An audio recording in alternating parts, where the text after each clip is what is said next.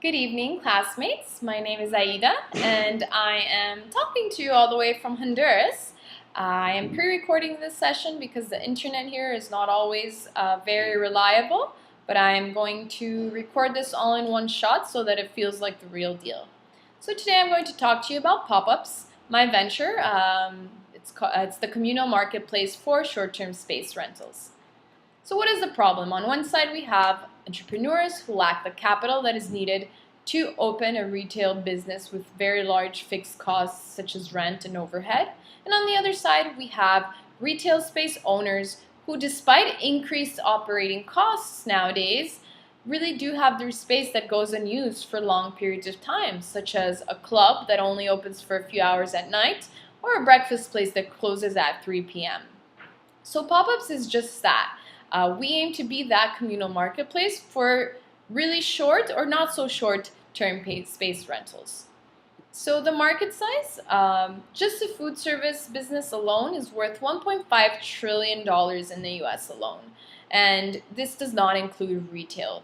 So this is a space that people really want to penetrate, but it's very hard and very competitive. And then pop-up events have also seen exponential growth since 2014. It's become a trend that people really like to have unique one-time experiences.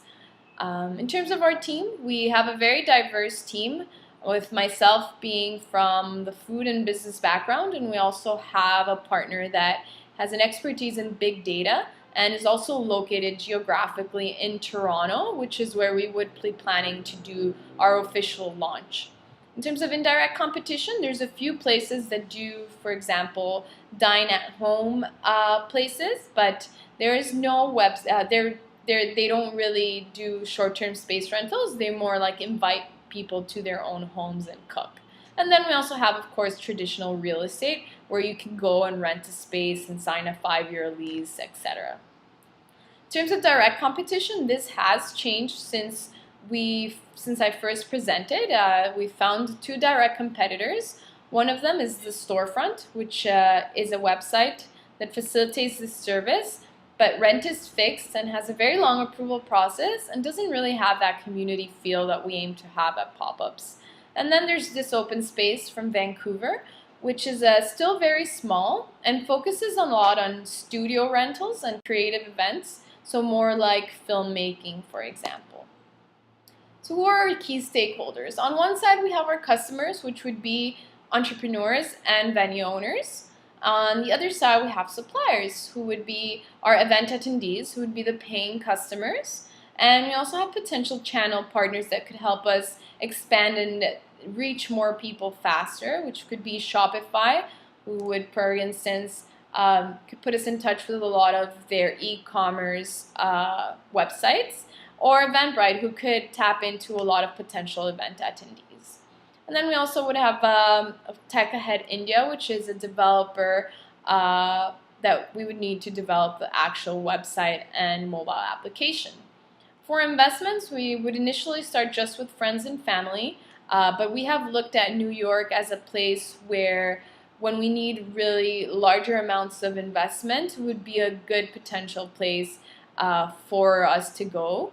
And then we have our enablers, which would basically be Carlton's Lead to Win program and the TIM program, where we found mentorship for our venture, but also in the future, potential accelerators, for instance, in New York City, or the Summit at Sea program, where you can really network a lot with important individuals. So what is the Popupps model? We have 4 different actors here. On one side, you have the venue owner, the entrepreneur, then the event attendees, and we also have Popupps all in the middle. So the entrepreneur is someone who has an idea, for instance, a young chef who wants to open his own restaurant, who then rents a space for a night, or maybe for a weekend, or for 2 days, and rents a space, for instance, from an established restaurant during a time where they're really slow, or during a day where they're closed. And they then invite their own customer base, their own attendees, who then pay for the experience.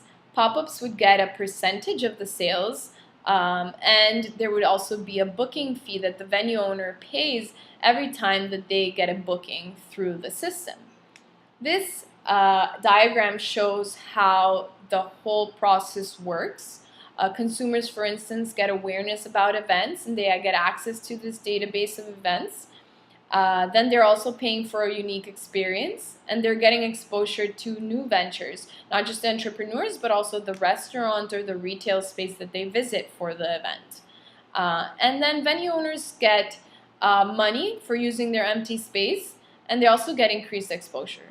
The entrepreneur gets to validate their business idea and they get access to a space at a fraction of the cost. So, looking at the fact that now we do have direct competitors, this class has been very valuable because has put crowdsourcing and open innovation at the forefront of it. And we found that for Popupps, it could be really useful to make ourselves stand out from the competition. On one side, we could use the crowd as quality control. So we would have a thorough review process where we could recommend places based on the experiences of the users of the website. And we also could have a crowd as a sales team. So really benchmark Uber and Airbnb's referral system, where they would get monetary rewards for referring new people or for completing a full transaction. So for actually having a pop-up event or hosting a pop-up event or renting out their venue. So this could really prevent us from having a lot of ghost users. And again, we would try to target influential early adopters in locations and events where people could really buy into the idea and the culture of pop-ups. Again, we want to use the community building part of crowdsourcing too. So build a culture that we really target specific types of entrepreneurs and business owners, not just big corporate people, but people who really believe in the idea and the lifestyle and the learning experience and networking experience that comes with pop-ups. And again, having rankings for venues and entrepreneurs. So having that review system where good hosts and good entrepreneurs who have good events are rewarded by a star rating, and that gives you sort of validation for people browsing the website to book a certain place or go to a certain event in the terms of attendees.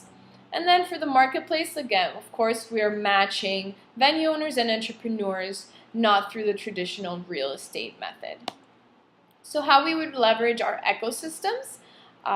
Another point of differentiation between us and our competition would be that we want to start and go global from day one. So physically, we would launch our application in Canada because it's what we know, and we would do Ottawa and Toronto simultaneously because Toronto has a much bigger metropolitan area and has much higher potential.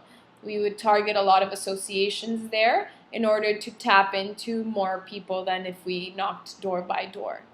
Then for our expansion, we would really focus in New York, both for investment and for expansion, because it's a place where the pop-up experience is already known, and it's also a place where the food industry is booming. So we really want to focus on a niche, the food business as a niche, because the competition doesn't really have any spaces for food. We wouldn't make it exclusively for food businesses or food entrepreneurs, but we could start with that niche and expand as we go and bring in different venues. We wouldn't discriminate against those who aren't in the food business, but this would again put us apart from the competition. And then we would also look for technical expertise where development costs are much lower. And Uttar Pradesh in India is one of the places that we've looked into. So again, our differentiation, we would deliver economic wins and personal wins to the users who would be making money from posting their space or hosting their events.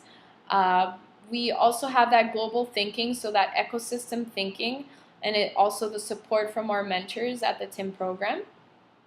We've started with a very detailed city-to-city expansion program where we reach associations, networks, and brand ambassadors, and with our referral system to really tap into and grow in each city. And our anchor to our customers would really be our platform that has that community vibe, and also that they receive that equal experience wherever they have a pop-up event or whenever they use the website, they have an equal experience, and that would be a great experience, customer service that we're aiming to give and deliver.